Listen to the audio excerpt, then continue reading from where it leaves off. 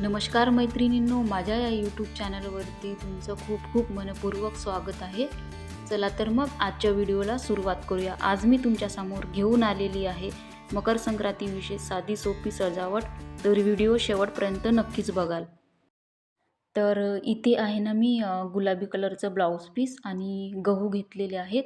तुम्ही गहूऐवजी ज्वारी किंवा तांदळाचा पण वापर करू शकता. त्यानी पण खूप छान असं डेकोरेशन होते आणि शोभून पण दिसेल. तर इथे आहे ना तुम्ही गुलाबी ब्लाऊज पीसच्या ऐवजी काळ्या कलरचं ब्लाऊज पीस पण वापरू शकता किंवा दुसरं कोणतेही कलर घेऊ शकता. तर इथे मी एक मंगळसूत्र आणि हिरवा चुडा सोबतच नथ ठेवलेली आहे.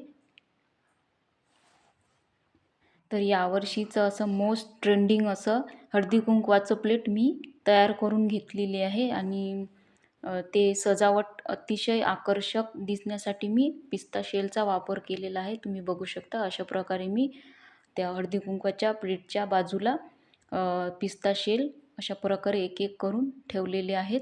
खूप छान दिसते आणि व अट्रॅक्टिव्ह पण दिसते.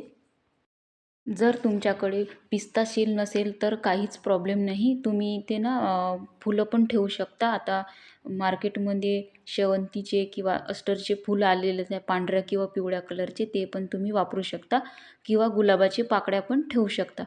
माझ्याकडे आहे ना की 2 छोट्या-छोट्या वाट्या होत्या. तर एका वाटीमध्ये मी चिरंजी आणि एका वाटीमध्ये रेवडी ठेवलेली आहे. जर तुमच्याकडे लाडू वगैरे असतील तिळाचे ते पण ठेवू शकता. इथे मी बॉर्डर बनवण्यासाठी हिरव्या बांगड्यांचा वापर केलेला आहे. मी आहे ना बांगड्यांच्या ऐवजी फुलांचा पण वापर करू शकता बॉर्डर बनवण्यासाठी. त्यांनी पण खूप छान सजावट होईल. आता आपण दुसरी सजावट बघूया.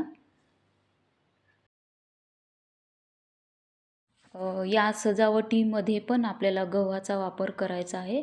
अशा प्रकारे मी स्केलच्या साहाय्याने गव्हाला थोडं वेगळं आकार देण्याचा प्रयत्न केलेले आहेत. अशा प्रकारे एक एक करून मी कण्हेरचे फुलं ठेवलेले आहेत. जर तुमच्याकडे कण्हेरचे फुलं नसतील तर तुम्ही गुलाबांचे किंवा शेवंतीचे फुलं पण वापरू शकता. आणि इथे पण मी हिरव्या बांगड्यांचा वापर केलेला आहे. तुमच्याकडे जर लाल बांगड्या असतील, लाल किंवा कोणतेही कलरचे, तर ते तुम्ही वापरू शकता. पण इथे ना गुलाबी कलर आणि हिरव्या कलरचं कॉम्बिनेशन खूप छान दिसत होतं, म्हणून मी हिरव्या बांगड्यांचा वापर केलेला आहे. तुम्ही पण अशाच प्रकारे हिरव्या बांगड्यांचा वापर करू शकता. तुम्ही बघू शकता हिरवं कलर आणि गुलाबी कलरचं कॉम्बिनेशन खूप छान दिसत आहे. दोन्ही साईडला आपल्याला असंच करायचं आहे. जर तुमच्याकडे हिरव्या बांगड्या नसतील तर तुम्ही कोणताही कलर वापरू शकता, ऑप्शनल आहे. तुम्ही बांगड्यांऐवजी खायच्या विड्याच्या पानांचा पण वापर करू शकता, ते पण छान दिसेल. तर इथे माझ्याकडे खूप कमी विड्याचे पानं होते, त्याच्यामुळे मी असं एक एक ठेवलेले आहे. तुम्ही तुमच्याकडे जास्त असतील तर तुम्ही ते पण ठेवू शकता. तर इथे आहे ना मी गव्हाच्या मधोमध हळदी कुंकवाची प्लेट ठेवलेली आहे.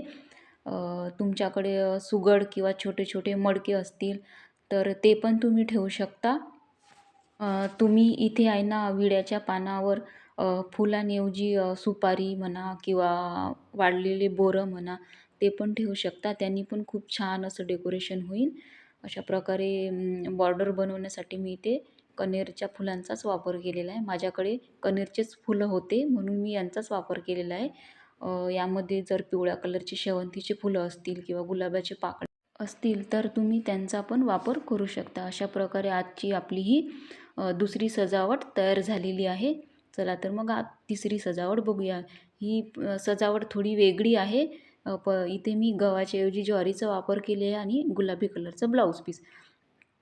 तर ही सजावट मी खास करून तिळव्यासाठी केलेली आहे. माझ्याकडे हलव्याचे दागिने नव्हते म्हणून मी इथे पिस्ता शेलचा वापर केलेला आहे. अशा प्रकारे पिस्ता शेलचा वापर करून मी छान असं मोठं एक नथ तयार करून घेतलेलं आहे. तुम्ही इथे पिस्ता शेलच्या ऐवजी हलव्यांच्या दागिन्यांचा वापर करू शकता, त्याने पण खूप छान असं सजावट होईल. पण इथे ना मी पिस्ता शेलचाच वापर केला, त्याने खूप छान असं काहीतरी आगळं वेगळं नवीन करण्याचा प्रयत्न केलेली आहे, म्हणून मी इथे पिस्ता शेलचा वापर केलेला आहे. अशा प्रकारे आपल्याला छान असं छोटंसं एक नथ तयार करून घेतलेली आहे आणि सोबतच इकडे मी दागिने तयार करून घेतलेले आहे. तुम्ही बघू शकता गुलाबी कलर आणि पिस्ता सेलचा कलर खूप छान असं कॉम्बिनेशन आहे. खास करून खूप युनिक वाटतं हे बघायला. जर तुम्हाला काहीतरी नवीन डेकोरेशन, नवीन काहीतरी करायचं आहे, तर तुम्ही यावर्षी नक्कीच ट्राय करून बघा. खूप छान दिसेल आणि खूप छान असं लूक येईल. अशा प्रकारे मी इथे एक नेकलेस नेक पीस तयार करून घेतलेले आहे. सोबतच त्यासोबत छोटे-छोटे 2 कानातले पण ते पण तयार करून घेतलेले आहे. आणि सोबतच एक छोटंसं मंगळसूत्र ठेवलेलं आहे. ते पण दिसायला खूप छान दिसतं. ही सजावट ना तुम्ही तिळव्यासाठी करू शकता. त्यामध्ये तुम्ही गुलाबी ब्लाऊज पीसच्या ऐवजी काळ्या कलरचं ब्लाऊज पीसचा वापर करू शकता. इथे माझ्याकडे काळ्या कलरचं ब्लाऊज पीस नव्हतं, म्हणून मी हे तुम्हाला दाखवण्यासाठी फक्त गुलाबी कलरचा वापर केलेले आहे. आणि इथे पण मी एका वाटीमध्ये हळद आणि एका वाटीमध्ये कुंकूचा वापर केलेला आहे आणि साईडला अ, चिरोंजी आणि रेवडी ठेवलेली आहे. ही सजावट आणखीन उठून दिसण्यासाठी मी हिरव्या बांगड्यांचा वापर केलेला आहे. तुम्ही पण असं करू शकता किंवा मग फुलांचा वापर करू शकता बॉर्डर म्हणून. ते पण छान दिसायला खूप छान दिसेल आणि थोडं युनिक पण वाटेल. तुम्हाला जर यावर्षी काहीतरी नवीन करायचं असेल तर ही सजावट नक्की ट्राय करून बघा. एकदम साध्या आणि एकदम सोप्या आणि युनिक काहीतरी आगळं-वेगळं करण्याचा प्रयत्न केलेला आहे. तर आजच्या या सजावटी तुम्हाला कशा वाटल्या ते कमेंट करून नक्कीच सांगा आणि जर हा व्हिडिओ तुम्हाला आवडला असेल तर लाईक करा आणि माझ्या या यूट्यूब चॅनलला सबस्क्राईब करा.